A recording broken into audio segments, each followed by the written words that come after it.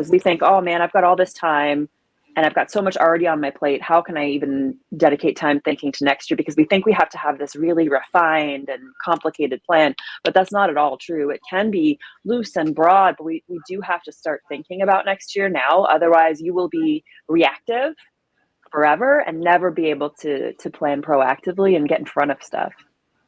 Welcome to Beyond Clean with Ace. In the world of commercial cleaning, newcomers and seasoned professionals know we're more than just toilets, windows, and floors. We're just like everyone else with diverse interests in everything.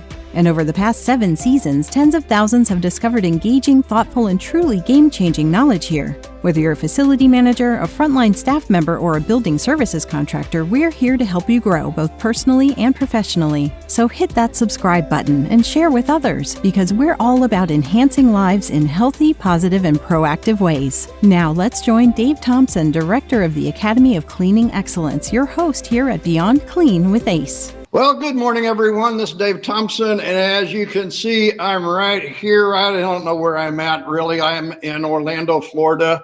This is Beyond Clean with Ace. We talk about everything cleaning and otherwise. And today, it's stormy weather.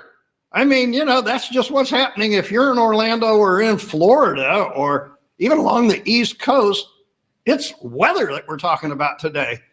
But you know what? I'm not by myself because Mickey, hey, you got weather up there too. Always. We tend to follow you. It comes from you and then up to us, Northern Canada. Well, hopefully you don't get the drenching that we're getting here in Orlando today on the, this first Monday of August. I know. I can't even comprehend the month anymore. Time has no meaning. I mean, what has happened with the year, folks? I mean, if you're listening to this podcast right now and you're like us, it's like, where did 2024 go? I'm almost. Yeah. It's going at a rapid rate. And I can't hold on. You know what? And somebody asked me, what are you going to be doing? And I said, third quarter. Third quarter? What are you talking about? We start planning for next year in third quarter, right? Or at least we should be.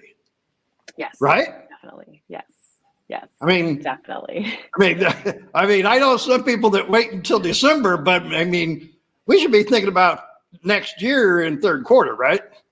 Yeah. Well, by now you've probably noticed some trends, some changes, some evolution, and now's a really good time to look back at the first half of the year and say, okay, what did we learn up until now? What are we going to use moving forward? And then if we think about, even in a broad sense, what next year can look like, what are we going to take with us and what are we going to leave behind? And that's a good way to kind of work your way through Q3. And then at least beginning of Q4, you should be starting to really get into planning for the following year.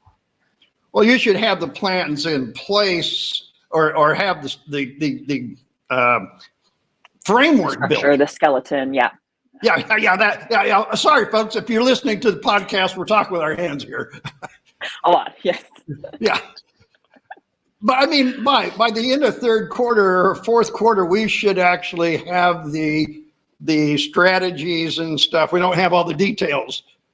How many people really are doing that? Yeah, not as many as they should. I think people overcomplicate the process. That's typically what happens is we think, oh man, I've got all this time and I've got so much already on my plate. How can I even dedicate time thinking to next year? Because we think we have to have this really refined and complicated plan, but that's not at all true. It can be loose and broad, but we do have to start thinking about next year now. Otherwise, you will be reactive forever and never be able to plan proactively and get in front of stuff. Well, I'm probably one of those people that you like because you know what? We started looking at what was happening, and here at Gym Supply, we were looking at our yearly trade show things we did, and we kind of started looking at really what that was doing. And so we've already put together the schedule for 2025 for all of our shows. We've got them on the calendar. And somebody said, they're on the calendar. I go, yeah, the dates and what we're doing is there, but the rest of it isn't. Yeah, that's okay. If you know it's there and it's coming, you can get into the nitty gritty later. But having on the calendar is big. That's a big step. Well, then the thing is, once you put it out there, then you're committed, right? Yeah. Absolutely. And now you know where you have to commit resources or people or time in the future. Sometimes we end up over assigning work or taking on too much because we don't look forward at what they have on their plate throughout the year and how that's going to accumulate as well. Yeah, we found ourselves doing that last year, Mickey. 2024, we did our shows 1 week right after the other, 4 of them. It was just by the end of the month, we were all burnt out. We were upset with each other. And we kind of looked at each other going, can't do this again. And I think that's the thing is we're at that time of the year where we got to learn from that and go on. Yeah, absolutely. Absolutely. We call it the postmortem. You got to perform an old postmortem. Look at, okay, like what actually did we enjoy from this? What worked? What can we create a repeatable process for? So anything that you've done throughout the course of the year, if you haven't documented, if you haven't created a plan on how you can rinse and repeat this, now's a good time to go back and say, okay, we're going to be doing this next year. What can we make sure we've already done in advance or systems we've set up so that we're not doing this from scratch again? So for you folks that may be new to our podcast here at Beyond Clean with Ace, Mickey and I talk strategy almost every month. We have for now going on a couple of years. So make sure you go back and look at things for Mickey. We've got her own podcast channel up there. So tell everybody about what you do and I just got to start rambling and talking today, so I don't know what's going on. It's all good. I think that's what people like. Nobody wants a boring intro at the beginning of a video, right? So that's good. We get into it. I'm Mickey Anderson. I'm a business strategist and marketer. I own a marketing agency. I also do business consulting. And one of the key things that I work on is creating scalable and repeatable processes for businesses in their marketing and growth department, which usually it's more like throwing spaghetti at the wall and seeing what works. I'm not a big fan of that approach. I like things that I can measure, things that I can repeat, things that I can refine over time. And that's really what we talk about. And so I guess that kind of follows about what I got off on a harebrained idea this morning and talking about. So pick it up from where we are and what are we doing? Yeah, so we're going to be talking about setting your business up for potential exit. And it doesn't mean you're sure you're going to exit. It doesn't mean you're planning on a specific date or you're ready. You might be. But this is just really setting up your business so that it can exit. It gives you the freedom to exit if you'd like to. And there are a few key things that you can do that we'll chat about today in order to set yourself up for success. So whenever you're talking exit, hey, I'm one of those older folks. You're a little younger than I am, but I'm looking at exit from work at sometime in the next 10 years. Are we? That's the exit we're talking about? It can be, depending on yourself, your business. It could be an acquisition, setting your business up for a sale. Okay. It could be passing on the torch to someone else as well. So if you're going to keep your business, but you're going to let someone else operate it. So maybe it's a family business. This happens often where you have kids in the business working in and one clearly shows, they have what it takes and they have the desire to keep the business going. It's setting that person up for success because oftentimes we as owners and operators are the linchpin to our own success, to the business's growth because we keep it all in here and we don't document it. We don't create systems and processes that other people can then leverage and use. And that's one of the things that if we're looking at M&A firms, if we're looking at other businesses in the market to buy, they want something that's documented, that's repeatable, that they can buy and they can see that it's a predictable system they can rely on. It's not based off of one person who's got it all in here. That's not really a value for them to buy. So whenever you say acquisition, I was thinking about some people that I know that have been doing janitorial business for over 10 years. They've grown their business up to like a $10 million business and it's moving forward. But there is a point where it's time to get out. Is there a formula for when the time to be acquired is? Is there kind of like everybody comes to me and goes, hey, what's the industry standard? Well, I don't know that there is. And that's what my answer is, but I guess there might be. In a lot of this is tied to the individual, the owner. Sure. What we usually say is, there's typically a peak point where you've got the business set up, where it's valued high, the market looks good, and you're very appealing from a logical standpoint in the market. But there's also aligning it with your personal desires as an owner. When do you feel ready, excited to take on a new challenge? You feel prepared to hand over the keys, right? Those are key things. Sometimes it's philanthropic. Okay, if I exit while the market's high right now, I can pursue a passion. I can get on a board. I can make a great charitable contribution. I can provide for my family, whatever that might be. But usually we don't sell just based off of money and logic. We're emotional beings. So there's a balance there. My recommendation is before you think you're ready, speak to a professional. This could be an M&A firm, a consultant, but start having those conversations early on, because it does take multiple years often to set your business up for that sale and then to go through the transaction. So before you're really into the nitty gritty of getting ready, talk to a professional first, and they'll be able to walk you through that. Yeah, I was just thinking, it's not something that you just wake up one morning and go, okay, time to get out. Yeah. And to be fair, most entrepreneurs don't ever see themselves retiring truly, right? They're builders and workers, and they want to be creating things. And we tie so much of our purpose to our business that imagining our life without it feels very empty. And so that can be a real trick as well. But if you have something else you can shift into, a new passion, a new purpose, a new chapter in your life, that can be a very exciting, but also really tricky situation. So I don't recommend doing it alone. Yeah, I mean, I appreciate that. I didn't retire, but I transformed, a number of years ago. Whenever I left Missouri and came to Florida, I was in sales, frontline sales. I came down here, started the academy, and went into just full education. It was scary. Mm-hmm. But unknown is terrifying. Yeah, I mean, and that's it. I've been an entrepreneur myself, and I've owned my own business and stuff. And I think that is what you're saying. Your career has its stages, and it is an internal thing. When you make that decision, it usually doesn't come lightly. Yeah, it's a big shift for sure. But there are entrepreneurs who will just start up a new business. They take what they learned in the first one, sell it, and then decide to start from scratch and do it differently, or jump into someone else's business, buying a different business. There's lots of different things you can do. It doesn't have to mean, the end of your entrepreneurial journey. It's just a shift.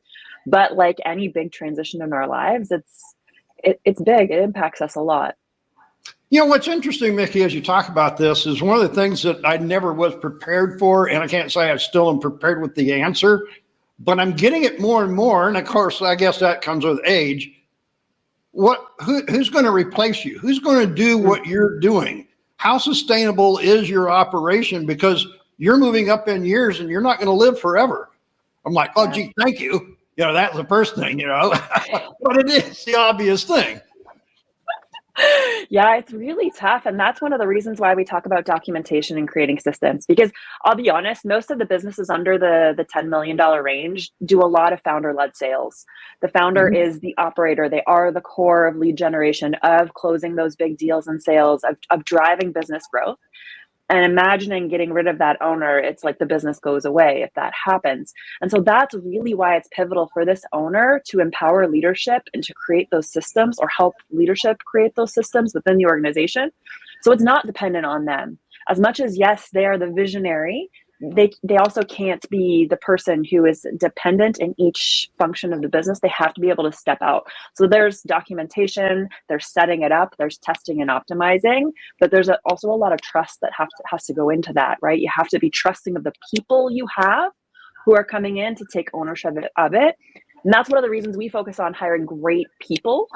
It's not just about the systems. You also want to have a great team that's aligned, because they will take ownership of the business and ensure its success as well.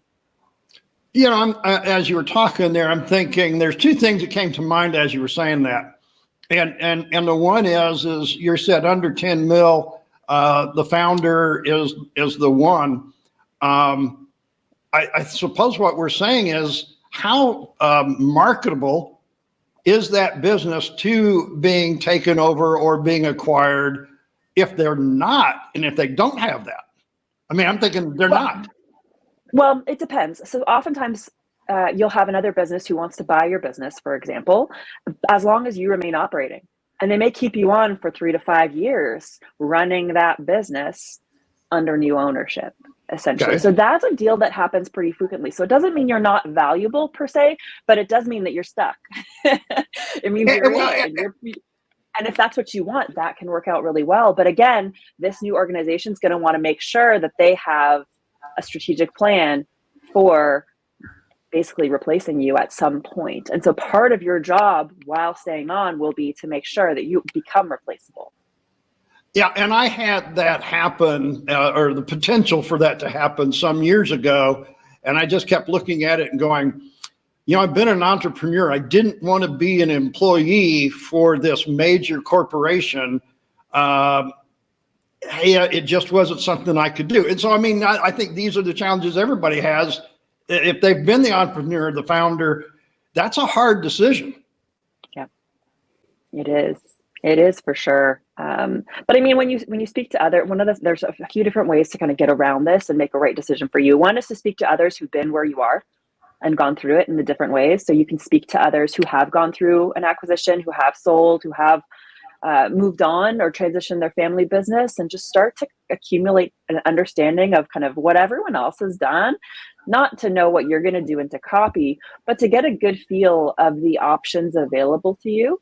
Because once you start, we all live in kind of like our own little world, right? We have our blinders on.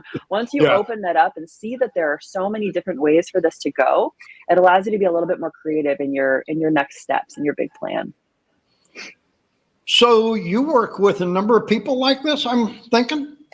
Yeah. So one of my jobs is to come into an organization and overhaul their marketing and sales department so that it is a system, so that they do have team members with those core functions that are rinse and repeat.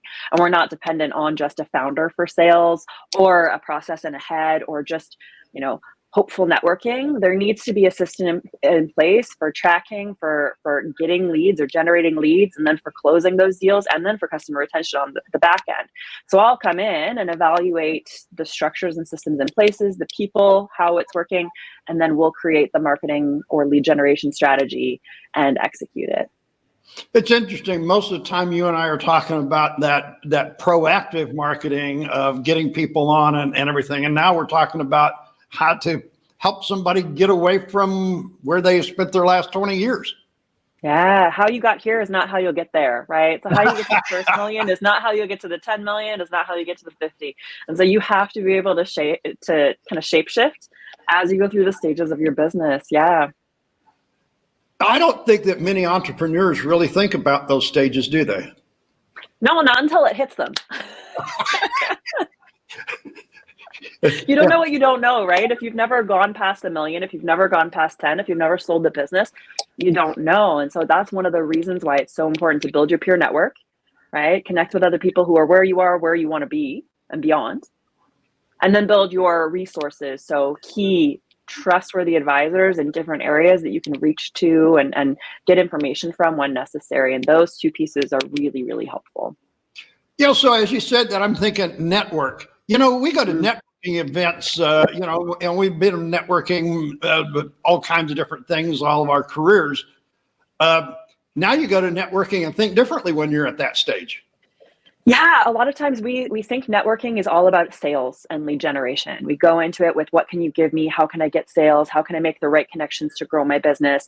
But there's also and that's a great function. Networking is wonderful for growing your business in that sense. It's not to say it's not, right. But there is another function, right? It's not necessarily leads, it's peers and advisors. It's how can I find trustworthy people who are vetted, who've been in the industry, who are where I want to be, that I can get mentorship or support or advice from, and build what I like to call your personal board of directors. Those key people who help you make those tough decisions, who'll tell you the truth straight to your face, who won't sugarcoat it. And he'll tell you if they think you're making a mistake, and know. And that relationship is about knowing, like, I'm giving you strategic advice. It doesn't mean I don't like you or I don't believe you or I think you're not smart. This is my realm of genius and I'm going to help you. We have a tendency to think we can do everything when we're an entrepreneur, and that's not true. Smart ones that have been through this, and those of us that have been in and out of it, we've learned the lessons the hard way. So what you're saying is use a few experiences to help you navigate.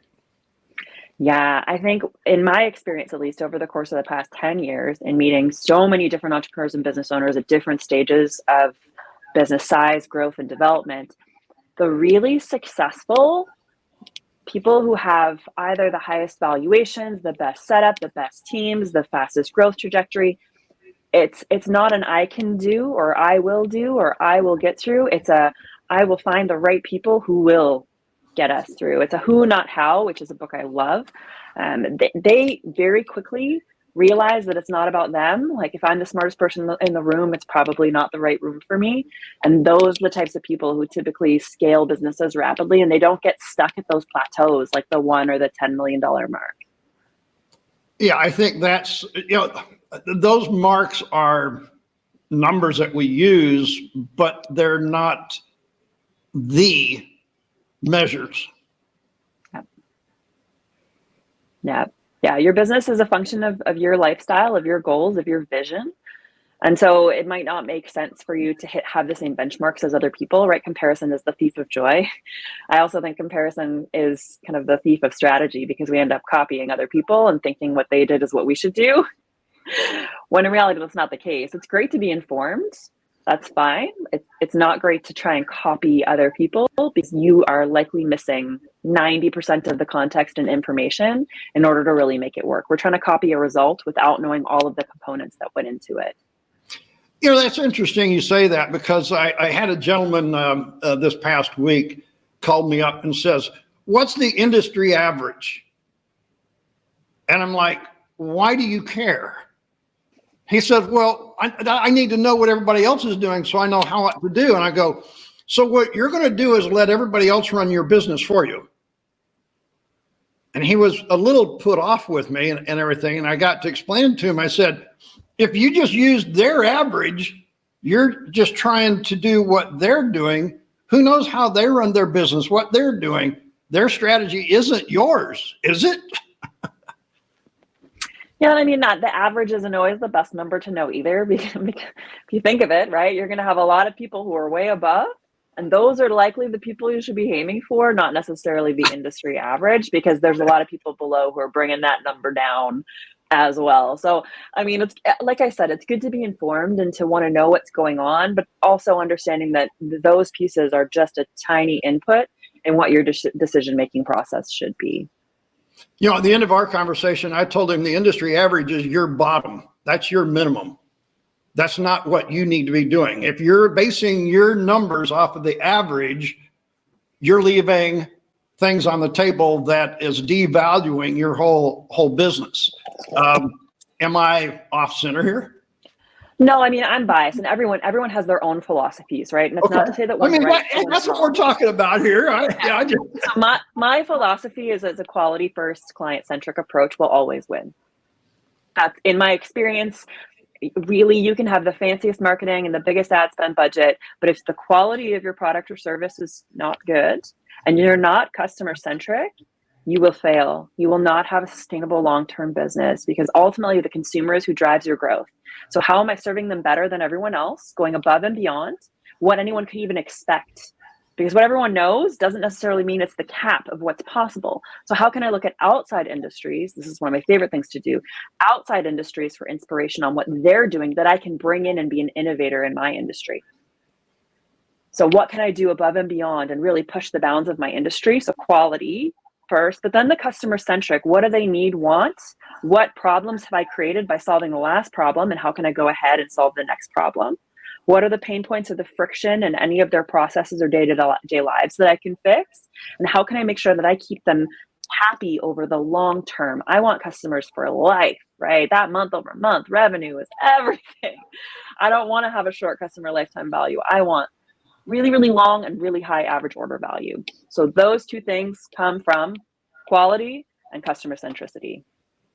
So when you're thinking about that exit strategy, you're still wanting to use that as the marketing for your exit? I mean, look, no business. I can't say no business. There are not many individuals out there who are going to want to buy a business if they know the product or service is not good. And then they know that the business was created product centric or service centric, not customer centric, because you're gonna weave your way out of your market. That's just kind of the truth of it. And so they want to be able to see, oh, you deeply understand your consumer and market, and you are going above and beyond to create an incredible quality product or service that sets you apart in the industry. Those two things reduce your competition and really put you higher in your market. So buyers do want to see those things, but they also want to see all of the other pieces that go into it, that it's repeatable, that it's stable, that you've got a great market that you're into, you're owning your niche. There's a lot of different pieces there, that you have IP. Like those are really important as well. So it's not just one thing's going to set it. It's a whole scale of different values that they're going to look at and prioritize and scale to make a decision as to whether you'd be a strategic purchase for them. As you say this, I'm going to shift gears on you here quite a bit. Let's do it. We'll see what you say. But, I heard somebody the other day we were talking about, because I'm in education and we use a lot of video and all of this kind of stuff. And we have a lot of customers, and especially with what we've went through the last few years, remote or at home or online, whatever you want to call it, that they said that business is going to change in the next 3 years because AI is going to put them out of business. Is this now something that we've got to really think about far more than we ever have? Or are we just using the phraseologies and stuff trying to create another thing? Well, okay. I think if you look over history, and I'm a big fan of history, and I think it tells us a lot about where we are, why we're here, and where we're going. So if you look back, there have been pivotal shifts in innovation and technology that have changed the face of industry time and time again. Oh, yes. Right. That's a natural life cycle. Yes. And I think AI is just another one of these natural life cycles that we're going on. But I think anyone who sees it as it's going to put me out of business is already in trouble.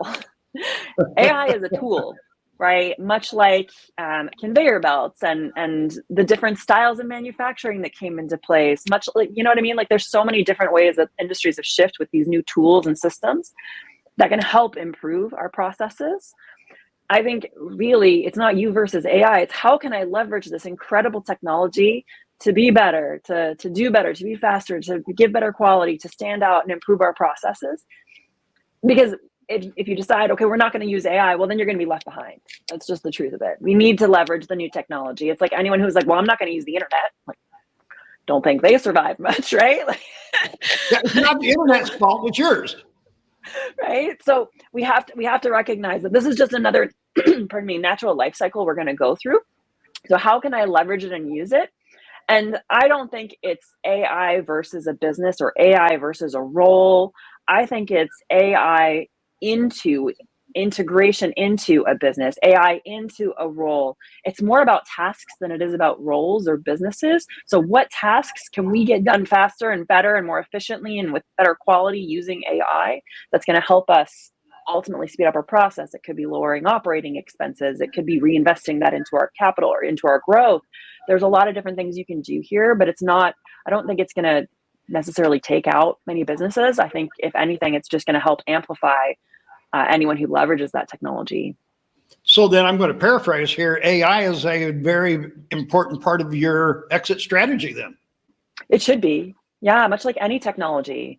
You have to be able to adapt. If you can show adaptability, if there's buyers, when they're looking at a business, if they get the hankering that if there's a market shift or some disruption comes into your market or industry and you're not adaptable, then why would I buy your business? You're set up for failure. It's just a matter of time. And so you have to be looking at how can I be adaptable? How can I be agile? How can I look at or deal with these kinds of market disruptions and adapt quickly and move forward and leverage them? That's going to set you up for success. So yes, absolutely. We have to be looking at AI, and it doesn't have to be complicated. It can be looking at it going, okay, I have a bookkeeper. They could be 10 times faster if they started using AI. I have a customer sales representative. I'm sure we could templatize and create a process using AI. It doesn't necessarily mean it's going to be customer facing all the time or highly innovative. It could just be taking the boring, inundated operating expenses and tasks that we have and making them better and more efficient, more cost effective so that we have more capital in our business. That's something that buyers are looking for. And I think that's the important part. I like what you said there, because it doesn't have to be customer facing. It can be in the background that makes your business efficient. Where that under $10 million entrepreneur, I think if they don't embrace AI to help them be what the big companies are, they're not going to be able to get to that exit strategy at any point. Yeah, everyone gets wrapped up in the marketing and the copywriting and how am I going to use AI to do more social media, to do more copywriting, to get in front of customers and customer service. And they're thinking all of this kind of forward facing, top of the line stuff.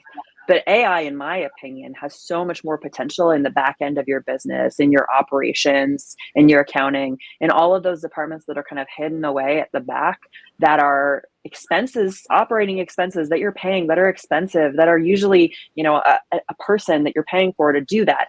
How can we leverage AI to cut that cost, to make this person more efficient, to make sure that we're doing a really good job here?